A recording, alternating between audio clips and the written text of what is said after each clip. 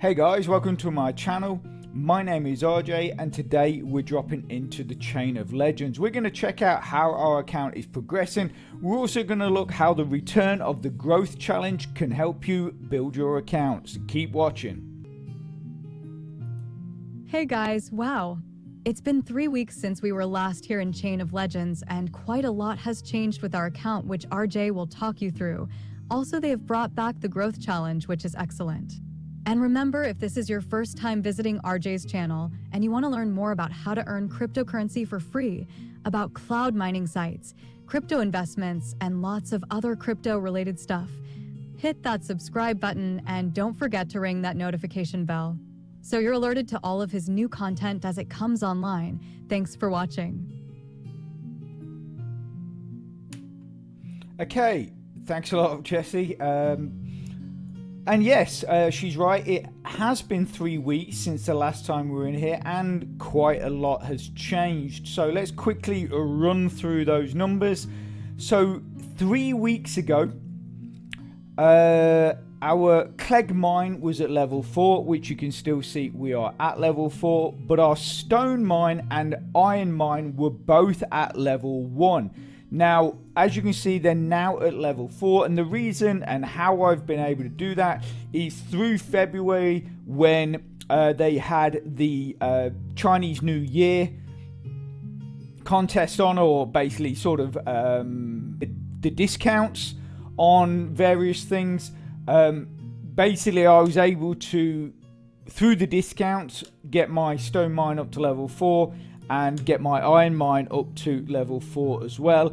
And also as well, 3 weeks ago, we had no barracks whatsoever, and we have now got barracks at level 3.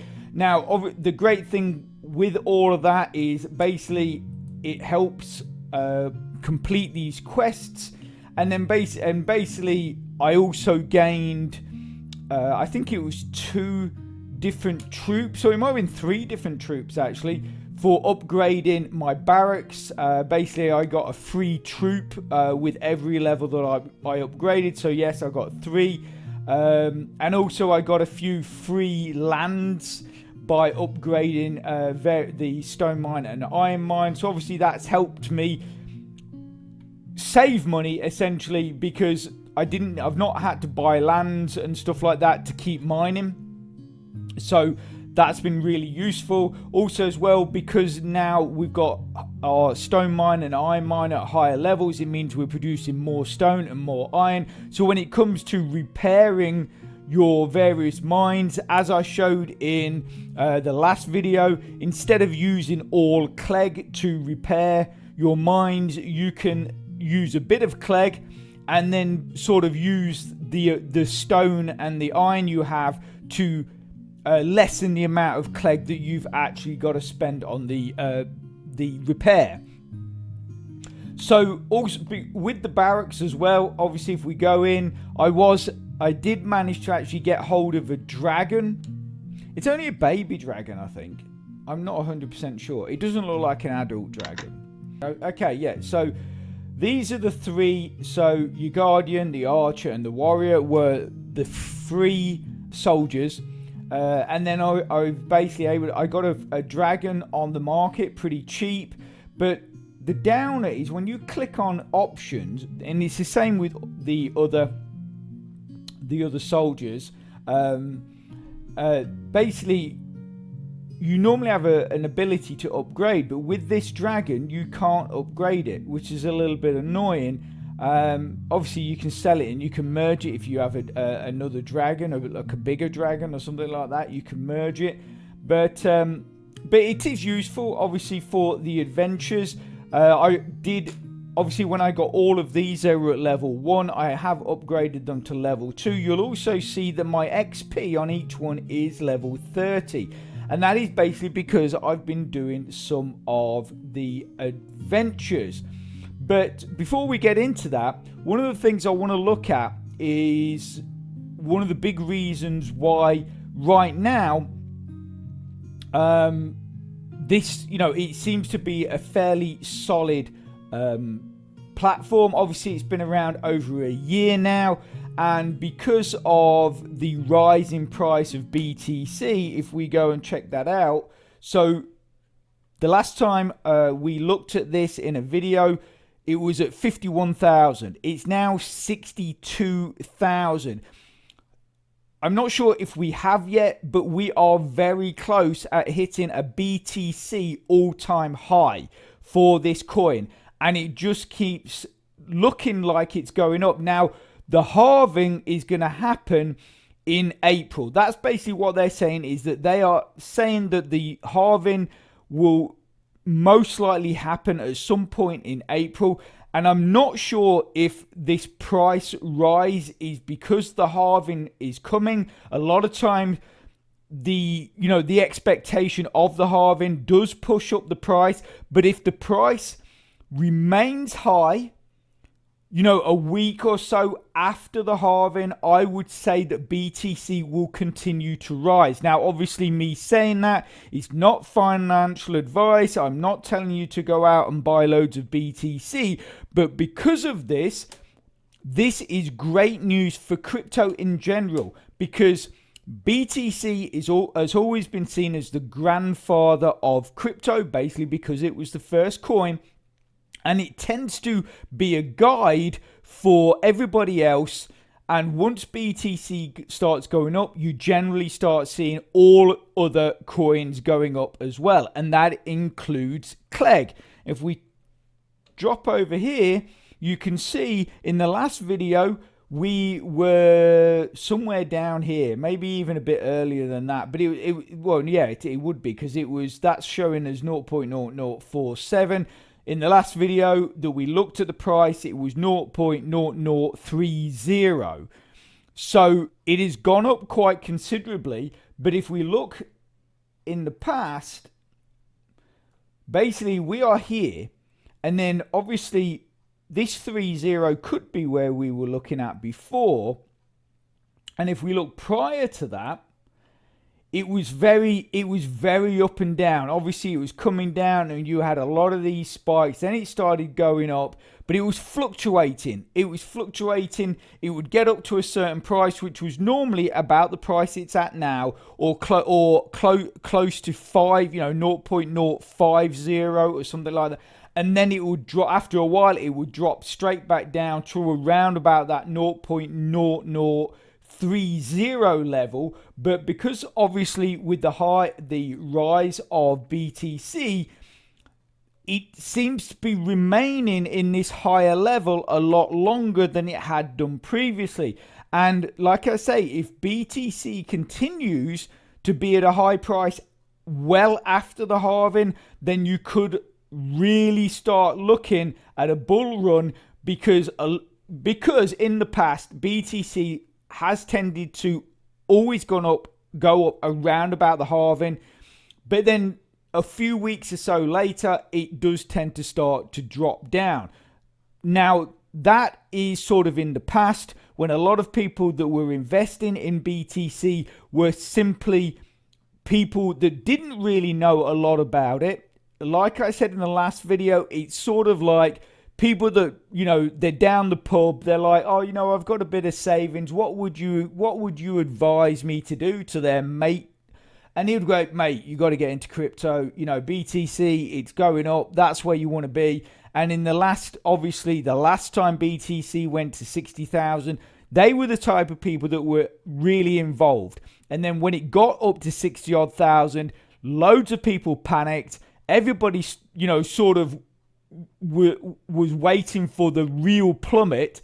But before that happened, everybody sold, which is what actually created BTC to absolutely plummet. Whereas nowadays, because that sort of gold rush has worn off, and the people that really use BTC and the people that follow BTC and trade BTC are people that understand BTC, know what it's all about, know how crypto can fluctuate, so you don't get these panics, you don't get these, everybody freaking out and then just selling. Because like I say, the people that are involved in it are people like you and me enthusiasts. We follow it. We understand how crypto can fluctuate, but we also know that it can quite easily come back. And like I say, I think that after the halving, if it remains high, it could continue to go even higher. I think it's probably could possibly get up to 65,000 by the halving. But like I say, if it's there after, we could possibly, if a bull run happens, you could possibly be looking at 100,000, a BTC coin worth 100,000, which would be insane. Obviously people predicted it would go that high years ago, but obviously it's never reached those heights. But right now, it could happen, which is going to be absolutely brilliant in one respect, because like I say, all the other coins will start going up. Personally, I would actually like to start to see a lot of these thousands upon thousands of tokens that are out there to start literally disappearing. The ones that are just not being used, the ones that are sort of, start thinning it out. So then basically the ones that are left standing, they then have a higher innate value. And therefore they're looked at in a more serious way. Whereas there's so many of them now, it's people like, not quite sure what to look at, where to put their money. But that's why BTC will always be the leader, because BTC is the one that has been around the longest. It's gone through ups, it's gone through downs, and it's still here. And like I say, but the only downside is if, let's say, BTC hits 100,000, then you're going to start getting that gold fever thing going on, and you're going to start getting loads of people investing in it again. And then, like I say, let's say it gets up to 150,000, or let's say it gets up to 110,000. Those people will then freak out again and just sell everything, and then you could be back to flipping square one. Anyway, we'll have to see what the future brings. But right now, for us and the price of Clegg, the BTC run is absolutely brilliant. As for the adventures, they are dead easy. You don't have to do a lot with them because, I go on this sort of scavenger hunt through the dungeons. We'll let this load up.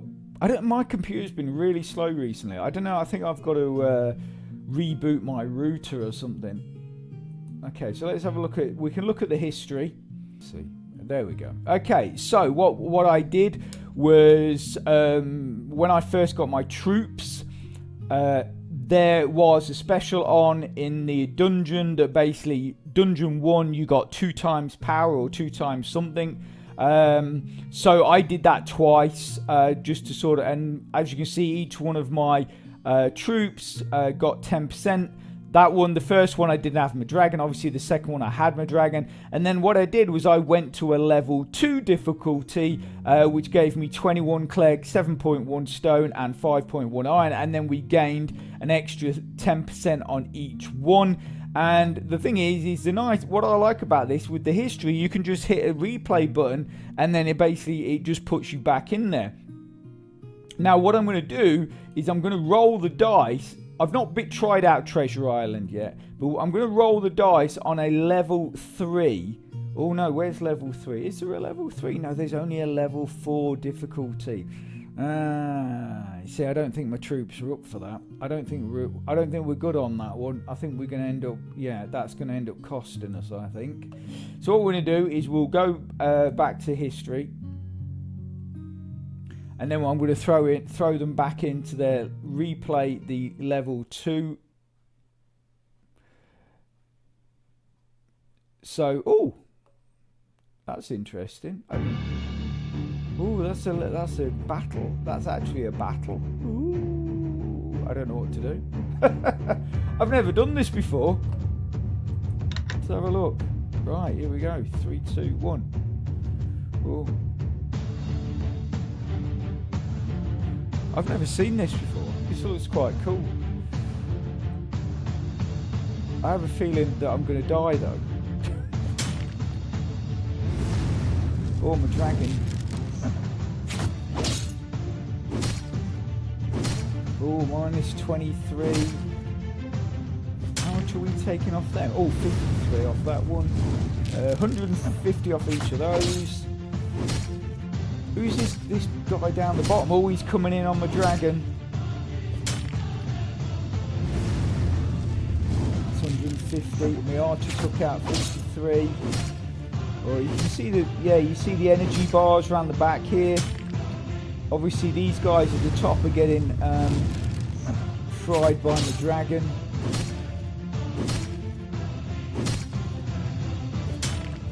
Oh, there's one gone.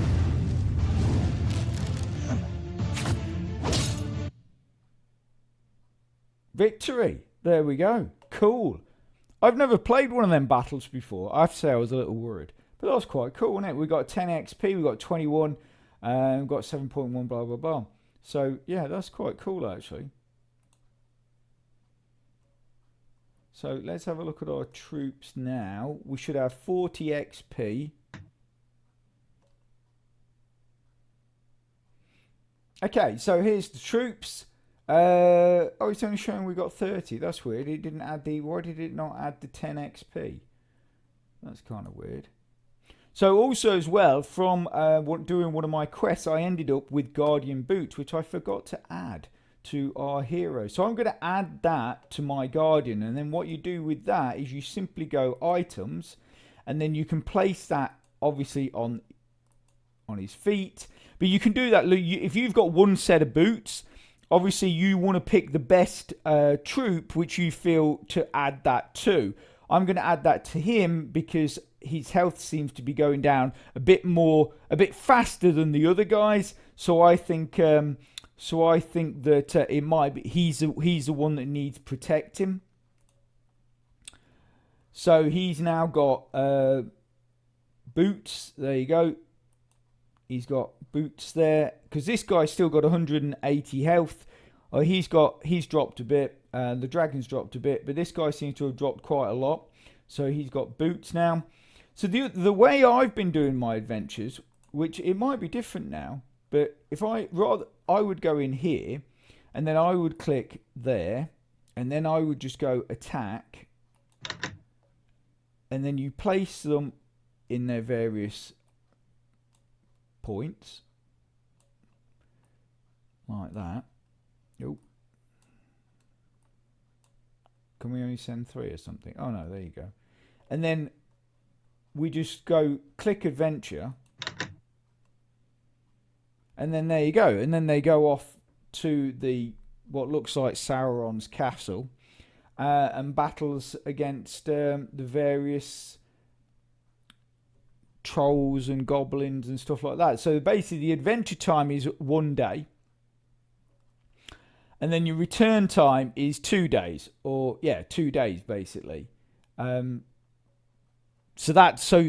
But the other way, obviously, that I just did it the first time when I basically went into battle, that's obviously a lot faster. But anyway, they're going off on their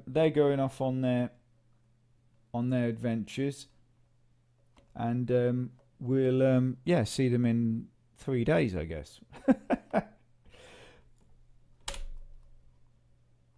Okay, so obviously right now there is the growth challenge going on, which Jesse mentioned at the beginning of the video. If we click on this was a challenge or an event which I actually really liked. I did mention it when I was talking about the guilds challenge that they put up, which I didn't like, but I like this because basically you earn points simply by strengthening your army, upgrading your buildings, and then from that you build up points, and then when you've got enough points for it to be free, it will say claim.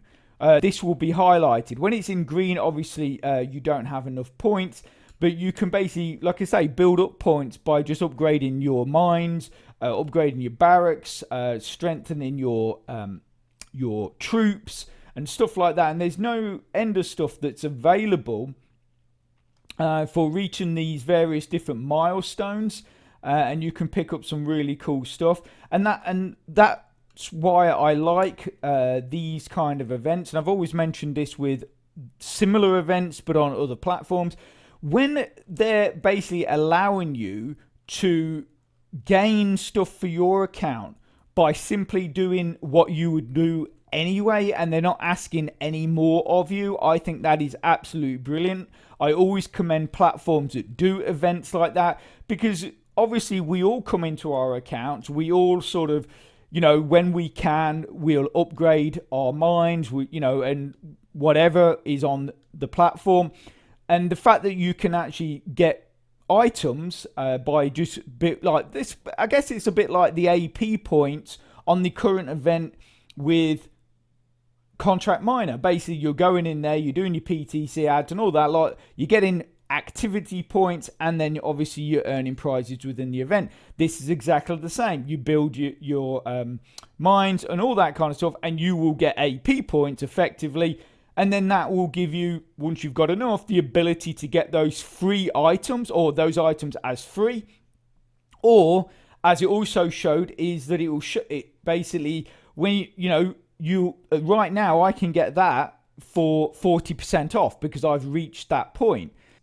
I guess because the more you have, the more that goes towards you claiming that for free. So essentially, it's sort of saying, right, okay, you've got that amount, and then we're going to give you 30% off. I guess that's sort of how it works. But I did actually, in the last growth challenge, I think I gained a pair of boots, which I wish I hadn't, and I sold them, but I wish I hadn't now.